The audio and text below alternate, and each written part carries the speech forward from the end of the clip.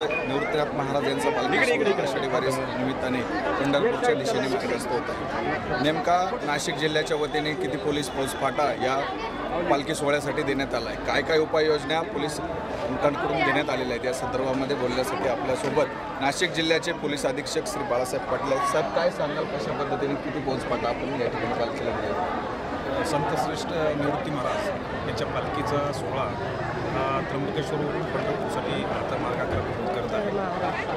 दुसरा दिवस आहे, कालच प्रस्थान केलेलं आहे आणि हा अतिशय पवित्र सोहळा ज्याच्यामध्ये भाविकांची गर्दी पाहता, त्याच्यामधला उत्साह पाहता, या ठिकाणचा उत्साह आणि त्या ठिकाणचं पावित्र्य हे कमी होऊ नये, त्याच्यामध्ये वाढ व्हावी या दृष्टीने आणि हा प्रवास संपूर्ण सुरक्षित राहावा या दृष्टीने नाशिक ग्रामीण जिल्हा पोलीस दलाच्या वतीने या पालखीसोबत एक महिनाभर राहण्यासाठी आम्ही साधारणतः 7 लोक याच्याबरोबर दिलेले आहेत। त्याचबरोबर ज्या हद्दीमध्ये त्यांचा प्रवास असतो, तिथं मुक्काम असतो, त्या ठिकाणी साधारणतः 100 ते 125 लोक हे वेगवेगळ्या ठिकाणी महिला आणि पुरुष असे म्हणून बंदोबस्तासाठी दिले जातात। त्याचा संपूर्ण उद्देश असा असतो की या ठिकाणी सामील झालेले जे भाविक आहेत त्यांना कुठल्याही स्वरूपाचे त्रास होऊ नये, त्यांचा पूर्ण प्रवास हा पूर्णतः सुरक्षित व्हावा या वारकऱ्यांना काय सूचना कराल की कुठली काळजी घेतली? निश्चितपणे या गर्दीचा फायदा घेऊन काही लोक त्याचा पिक पॅकेट पॉकेटिंग आहे आणि अशा प्रकारचे काही गुन्हे करण्याची शक्यता असते।